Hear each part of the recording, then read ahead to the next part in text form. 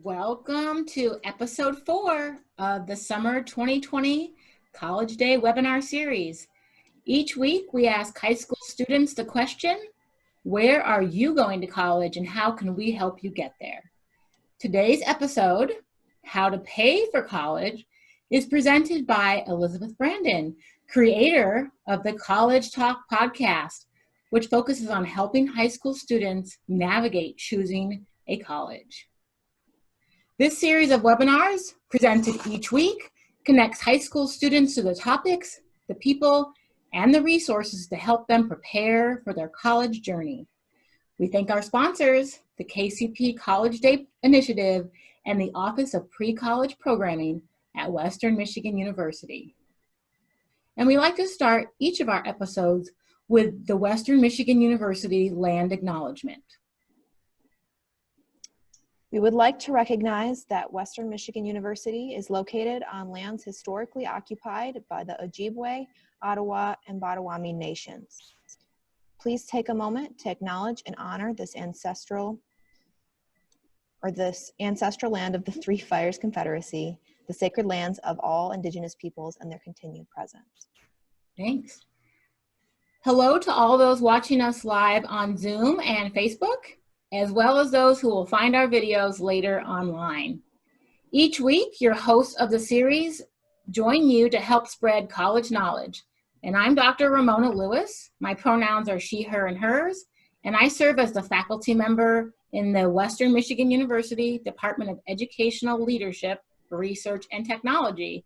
And my area of research and specialty is higher education leadership. And my partner each week is Madison. Hi, I'm Madison Liebler. I am currently earning my master's degree at Western Michigan University in higher education, and I am assisting Dr. Lewis in creating these webinars for you and hosting them each week. Great. Well, we'll get started this week. We like to kick off our series each week with a little bit of fun trivia and a poll related to our topic. So Madison, take it away.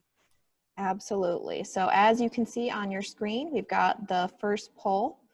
If you are watching from Facebook Live, you can kind of play along to yourself. And if you're watching on Zoom, you can participate in the poll. And the first question is, what percentage of college students received financial aid in 2015 to 2016? Your options are 5%, 26%, 49%, or 72%. And the second question is, true or false, all colleges in Michigan cost the same amount? And then of course your options are true or false. And I'll give you just another moment to answer these polls.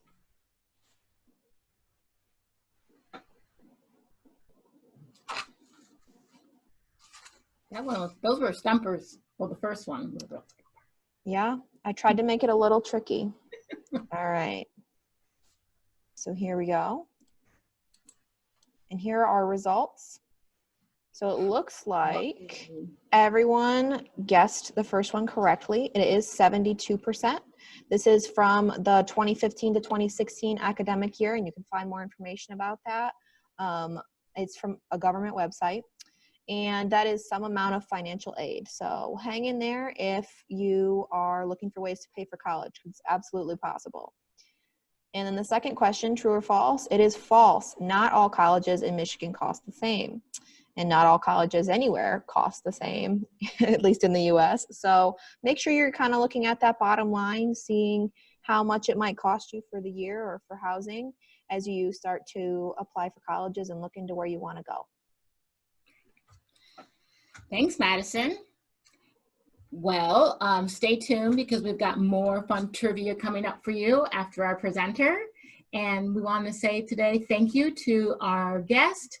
Beth, take it away.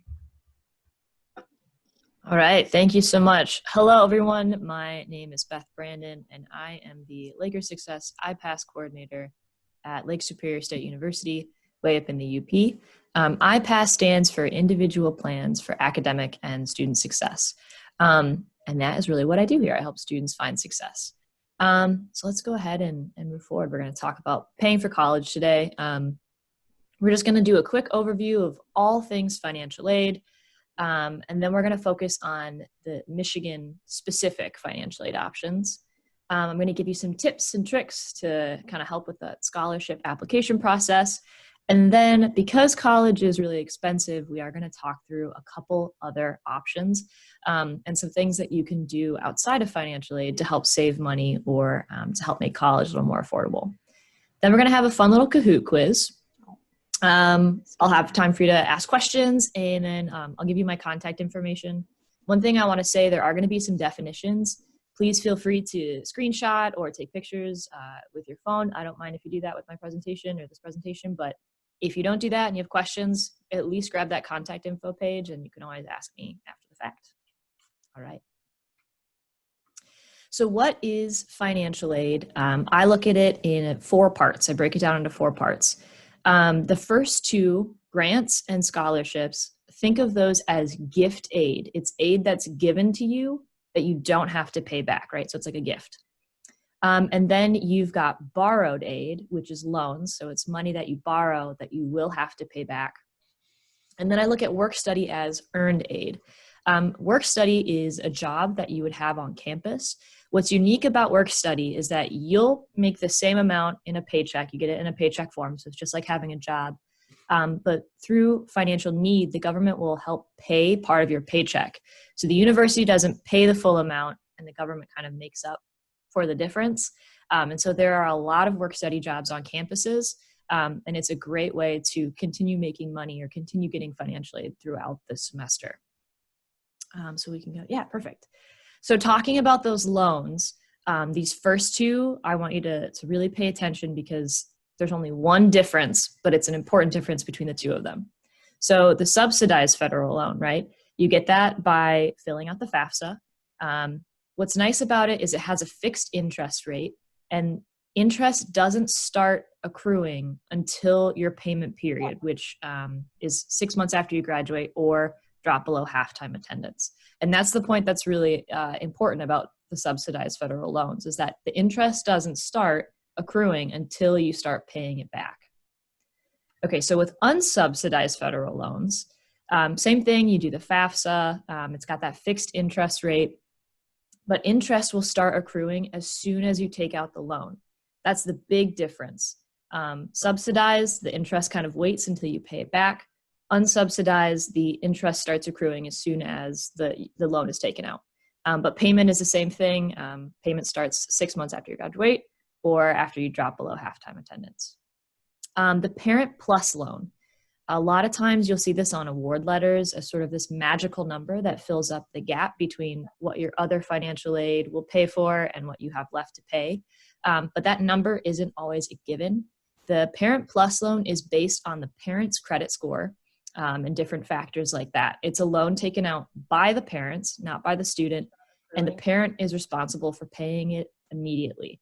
So I always, caution to be kind of careful with that. Or if the parent plans on taking it out, to recognize that the amount that you see on the award letter might not be the amount that you receive. One other aspect of that is if the parent has a low credit score and they're concerned that they might not get accepted, still apply, because if that isn't accepted, the student will get more unsubsidized loans. And finally, there are private loans. These loans come from banks, credit unions, and private organizations. They may not have a fixed interest rate, and repayment is going to depend on that organization specifically. If you think that a private loan is some way that you might have to go, I highly recommend that you reach out to the financial aid office at whatever institution you plan on attending. They're going to be able to give you the best information about what students have had successes with before, or organizations that they know work really well with students. All right, we can go ahead. Yeah, perfect. So there's 3 relatively basic steps for getting financial aid. Now, unless you're a senior, I don't want you to act on any of these this year. If you are a senior in high school right now, these are things that you're going to have to do this year. But if you're a junior, pay attention, but don't act, okay? So listen, don't act.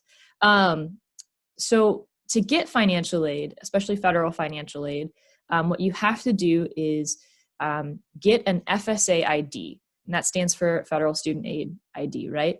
One of your parents, if you live with both parents, or if your parents are separated or divorced, it's going to be whatever parent you live with the most or who claims you on your taxes, et cetera, right?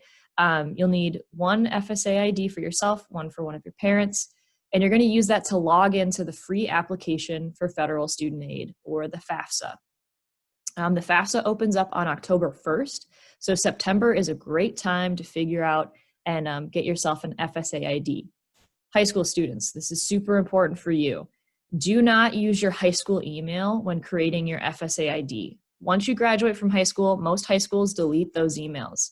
So if you have any other subscriptions like Apple iTunes or anything like that, make a new professional email account and use that for all your college stuff and anything kind of going forward, because those high school emails don't stick around. And if you lose your password to that FSA ID and your old email is deleted, it's going to be quite a headache. So that's going to happen in the fall, the FSA ID and the FAFSA. Verification doesn't happen to every student, but it can happen. It's just based on what percentage the government says that they want to do verification. Essentially, it's just to make sure that students say who they are, or they are who they say they are, and different things like that. It's sort of like a security check. And if you do get selected for verification, that email is going to come directly from the college that you've sent it to.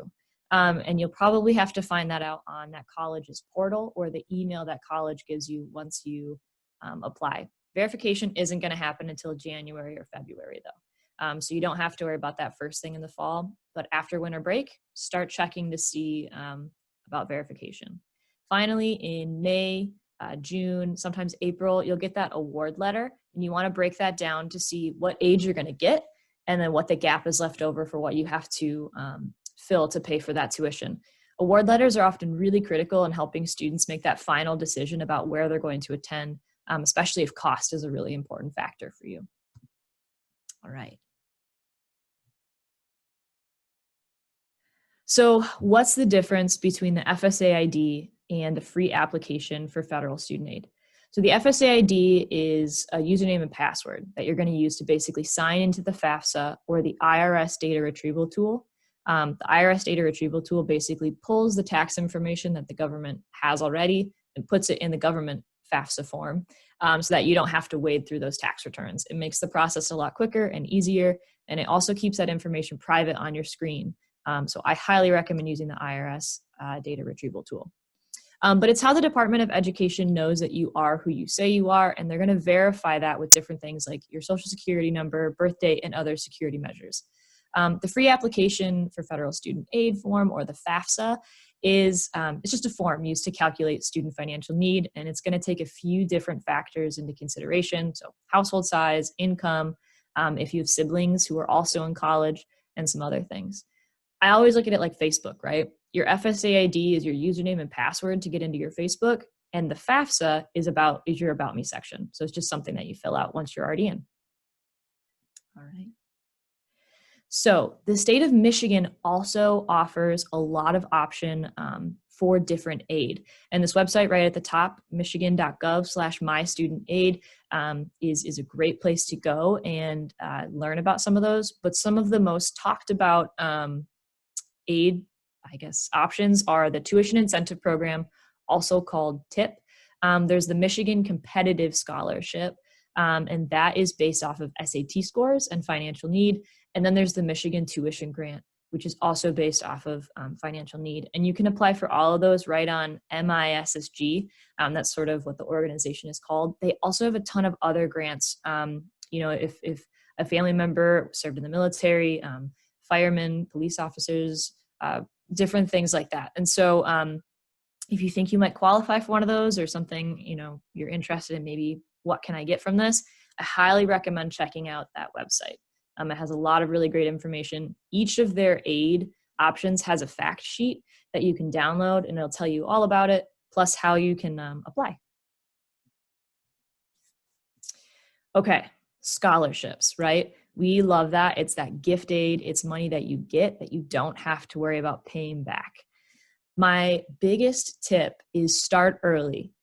You can start looking to see what's out there your junior year. You don't have to apply. Most of those you won't be able to until your senior year, but a lot of scholarships don't change a ton year to year. And so if you're looking at, okay, this is what I'm going to need to do my senior year based off of what's going on this year, it gives you an opportunity to start thinking and brainstorming ahead, or even organizing when you need to apply or how you need to apply. Not every scholarship is going to be based off an essay. Some scholarships are going to require creative videos. There's even a scholarship out there, if you like drawing ducks, there's a scholarship where you draw your best duck, and if you win, not only do you get a scholarship, they also make a stamp with your duck on it, right? So there's a lot of really great options, and there's a lot of really fun, creative scholarship opportunities out there. You just have to search for them. The best way to get an idea of what's out there is going to be to start early. There's also a really great scholarship through the College Board. It's called the College Board Opportunity Scholarship, and you can win scholarships just by doing things like studying for the SAT with Khan Academy, filling out your FAFSA your senior year, creating a college list, the colleges that you want to apply for. Those are all opportunities to get scholarships just by doing things that are going to get you prepped to apply later on down the road, right? So there are a lot of really great opportunities. You just got to keep your eye out. And the College Board Opportunity Scholarship is something you can start your junior year. So I highly recommend checking that one out. Don't be afraid to shoot your shot, right? Your story is way more important than you think it is. So maybe you don't have the highest GPA in your class, but maybe you've had to overcome something to get to graduation. Don't be afraid to apply with your truth. I can always guarantee that people who are reading those scholarships, admissions folks, right, just at colleges, are more interested in your actual truth than hearing what you think they want to hear. So when you're doing those scholarships or even those college applications, apply with your truth and not some sort of answer that you think is going to get you in the door, right? What I always say to students is apply for a scholarship. The only thing that's going to happen is that you're going to get money for college. They're not going to take money away because your application wasn't amazing. You might lose a little bit of time, but that time can really, really pay off if it works out. So definitely apply far and wide. College is expensive and it's challenging, but it's also super worth it. Whether it's creating a network of folks who can help you find jobs later on, or it's creating friends for life, or it's learning valuable information that'll help you not only in the career you set out to when you're studying in college, but you can transfer to different careers or different jobs along the way, right? College costs have definitely gone up, and there are a ton of different options. You can start local at a local community college, or a community college that's kind of near to the county that you live in. There could be, different online courses that you could take through that community college. You could live at home. If you live in the Kalamazoo area, and you're looking at attending Western, living at home during that first year is a great way to save money on residence life and housing. I just highly recommend that you get involved with clubs or different organizations so you can create connections on campus too. While you're in high school right now, dual enrollment and early college programs are a great way to start getting some credits to help you get prepared, or to help you, have to take less classes down the line. So are AP courses as well, right? There's still that little bit of cost for taking those AP tests, but $90 for a test is way less expensive than $300 a credit, right? So definitely make sure that you're taking all of those opportunities in high school that you can and that you feel comfortable with. Start saving now. You can create your own savings so that you don't have to take out loans. It's not quite as fun to save your money instead of spending it on fun stuff in the moment, but it's really great to graduate later on down the line without having to worry about debt. So if you can start saving now from summer jobs, even if it's just a piece of your paycheck, a little bit can always go a long way. And then last but not least, keep applying for scholarships. The more that you apply to, the more chances that you have for aid, and the more experience that you're going to get to apply to the next scholarship, right? Writing that first scholarship essay might seem really awkward, but the more that you do it, the more comfortable you're going to get with it. So maybe you don't get those first few scholarships that you apply for, but you're going to be a pro by the end and you might see a lot better results. All right, so now we are going to do our Kahoot quiz. Hopefully you all are familiar with those. It's going to be a lot of fun. Yeah. So if you don't have your phone out right now, I highly suggest you grab it out. Okay, So what you're going to do is go to kahoot.it, or if you have the app, you can do it that way. The game pin is 351102. That's 351102. Dr. Lewis and Madison are going to be playing, so let's see if you can beat them. But one thing that's really exciting about this Kahoot is if you are in the top 3 scorers, you can have a meeting with me, parent, guardian, or family member, and we can kind of talk through the college planning process. So we can talk through everything from making that list of colleges to apply to, the application process, and even talk about some financial aid stuff. You can throw a ton of questions at me. Yeah, absolutely. And I want to say again, too, if you're watching from Facebook Live, you can also participate. You would just have to go to the Kahoot website, like you can see on the screen. And you would just have to type in the game pin. So I'll give you just another second. Thank you, Layla, for joining. Yeah. And just so you know, all these questions, we have talked about it in the presentation already. So it's not like you're going to be asked new information that we haven't gone over yet. All right. And I will start. So everyone Okay. get ready. Oh, we got another person. Oh, Maybe I should wait a minute. yeah, we'll give him another little bit. Make sure anyone who's playing or who wants to play from Facebook can have a second. Absolutely. Hopefully I don't embarrass myself and I know about how to pay for college. This is the ultimate test, right? I know. All right. I think we have everyone on. Okay. Here we go. All right. Financial grade. So question 1, what does FAFSA stand for? That's FAFSA. Is it the federal application for student aid, the free application for federal student aid, or free aid for federal student applications? That's a tricky one.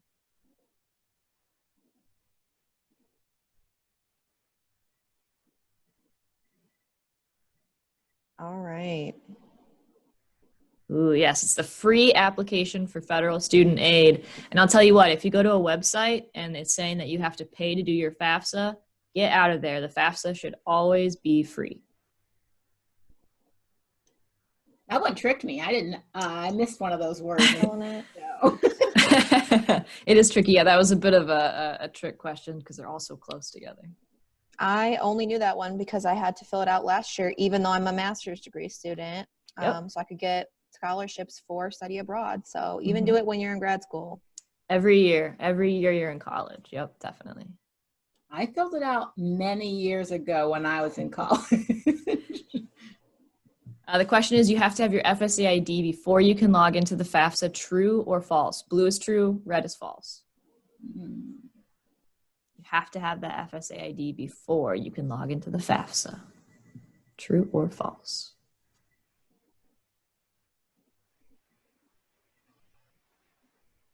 Yes, all right, everyone got that right. That is absolutely true, right? It's just like Facebook. You have to log in before you can fill out your About Me section. Oh, ooh, Layla moving up into second place. Okay, which of these are considered gift aid? Remember the very first slide that we talked about. So grants, federal loans, private loans, or Parent Plus loans. Which of those are gift aid?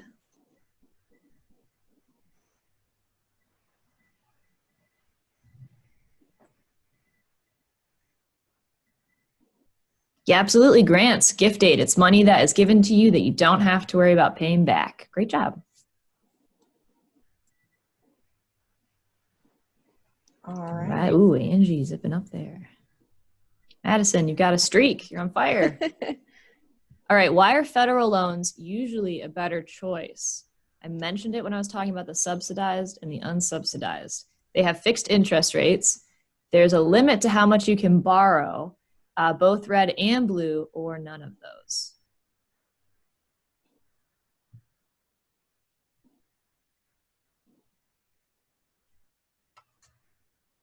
Oh, Yep, it's both red and blue. So remember, the unsubsidized and subsidized both have fixed interest rates.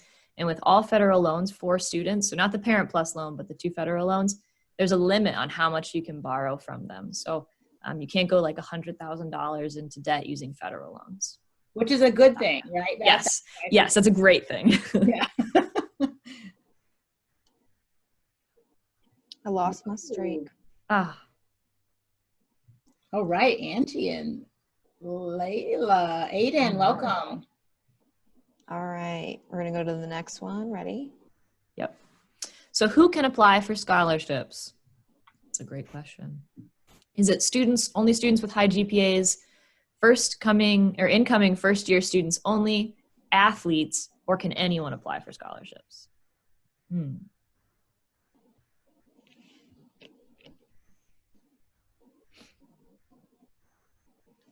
Absolutely, you're all right.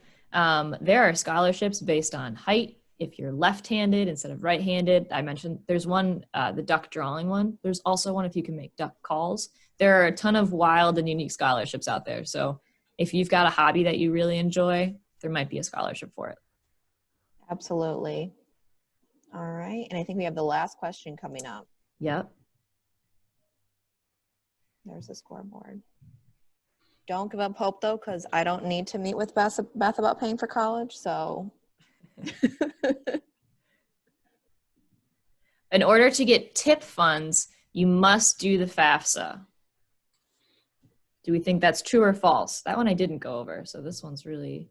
Can you remind us what TIP stands for? Yep, that stands for the Tuition Incentive Program.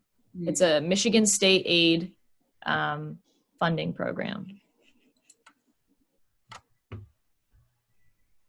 It is true. That was updated, I believe, just 2 years ago. Originally, you didn't have to do the FAFSA to get access to TIP funds, but they updated that a couple years ago, and now you do have to do the FAFSA. So that's newer. It's an important thing to fill out. Mm-hmm. All right. How'd we do? So here are the results. All right. It was all about results. Wow.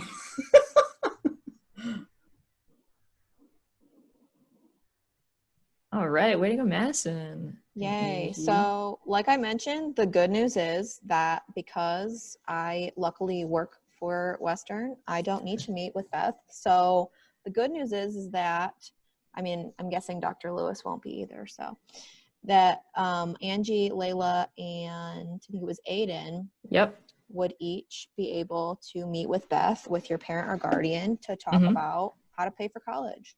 Yep, absolutely. Beautiful. So thank you so much for participating today. I'm going to go back to the PowerPoint, so bear with me. All right. And now we have time for questions. So if you maybe got a question wrong earlier and you need some clarification, or there was something in the PowerPoint that you had a question about, now's the time to ask. We are going to be monitoring the chat as usual. So go ahead and type it in there. You can either ask in front of like everyone publicly in here in the chat, or you can send it directly to the presenters. And also, if those of you who are on and want to type your email address in, if you want Beth to get back to you and maybe set up a one-on-one appointment, it would be awesome if you could type your email in the chat. Absolutely. We will be in touch. So we do have one question and still time to ask more, but what exactly is TIP? That is a great question. So TIP, I think, is one of the most exciting financial aid options that the state of Michigan gives. And I'm going to start with like the wow factor of it first. If a student qualifies for TIP, or the Tuition Incentive Program, it essentially pays for an associate's degree. And then it offers a little bit of extra to help the last 2 years of a bachelor's degree. So how a student qualifies is if they were on Michigan Medicaid for 24 months within a 36 consecutive month period. So 2 years within 3 years, between the ages of 9 and when they graduate high school, they qualify. The great thing about that 2 years out of 3 years is it could be 6 months here, it could be 8 months there, and then another 6 months and maybe like 4 months, right? It doesn't all have to happen in a row as long as that 2 years happen within a 3-year period. So usually the state of Michigan will send out a letter at some point once a student qualifies for that, but that could be at the age of 12, which leaves a pretty long gap between when they, graduate. So if you are not sure, go ask your counselor at your high school. They should have access to a list that they can check to see if you qualify for it. Sometimes if you've moved as well, that'll kind of get lost in the shuffle. You might be like in another county's list or something. So it's always a good idea just to try and log in and create an MISSG portal login, because it'll tell you if you're TIP eligible in there as well. So like I said, there's 2 phases. Phase 1 pretty much pays for an associate's degree. And it's not just at a community college. Ferris State, Northern Michigan University, Lake Superior State University, Michigan Tech, and even MSU. MSU is like very specific agricultural associate's degrees programs. But there are multiple colleges that have associate degree programs that you can use phase 1 at. Pretty much any public 4-year university you can use the second phase at. And phase 2 gives you about $500 towards tuition a semester for like 2 years. So it's not huge, but it definitely helps, right? And then, not having to pay for an associate's degree is also really great. So the big thing is that you want to apply by August 31st of your graduating year. If you know any seniors from 2020, they just extended it, so they actually have until next year. But starting seniors 2021, you'll want to apply by August 31st of your senior year or the year that you graduate. And the last really, really cool thing about TIP is that once you apply, you have up to 4 years after you graduate to use it. So one great example I always use is, say, you went to Career Center and you have, you got your credentials in welding and you can start at a job. There are different colleges or community colleges like St. Clair County Community College, SC4. They have an associate's degree program for welding that also like has benchmarks. So you get different certificates along the way. You could use TIP throughout that 4 years to just get different certificates that you can get a pay raise in the welding job that you already have. So it offers a lot of really cool flexible options for students as well. Great. And we do have another question. Great. And it is, how many scholarships can you apply for? Ooh, so if you're applying specifically at like a college, they might have a limit, but honestly, sky's the limit for like scholarships that are given out by different organizations. If it's a community or like county organization, maybe like an LCAN or a nonprofit within your community, they might have their own individual rules. But if you apply for like the Dr. Pepper scholarship, you can also apply for a scholarship from your high school. You can apply for a scholarship from your county. You could apply for the Duck Call scholarship. You can apply for as many as you can find to apply to. I think the limit is when you run out of things to apply to. Absolutely. And I will say too, if you're applying for something or you're looking at something and maybe it doesn't exactly fit you, like you're an English major, but the thing says journalism, apply anyway, because you might be the only one that applied for it, which is what happened to me. So absolutely just go for it. What do you have to lose, right? Exactly. Like I said, your truth is more important than you think. If it's scholarships don't get a ton of applications, exactly, they might shoot for someone who's close, even if you don't hit all the benchmarks. All right. If you have any more questions, you can always reach out to us. But I think that is it for the chat today. So there you go. One more slide. That's my email address here at LSSU. But you can also reach me through my podcast, College Talk.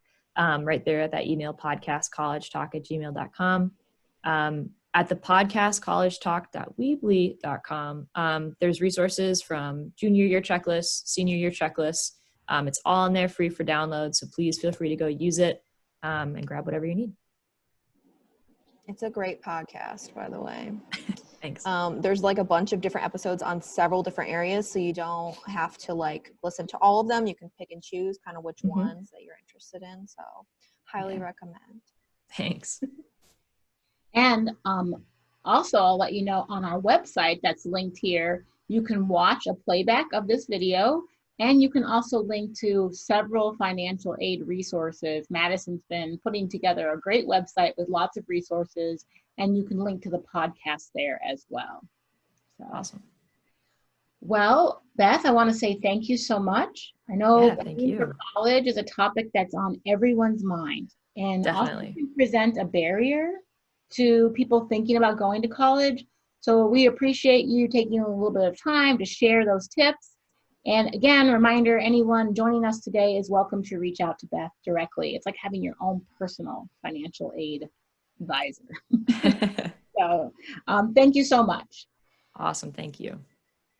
And to all of the College Day participants who attended today, don't forget that you also get a free t-shirt from the College Day program for participating in these webinars. So be sure to send us your email in the chat or visit the website so that we can get your email information. And that's it for today. We want to say thank you for joining us for the webinar series and this one on paying for college.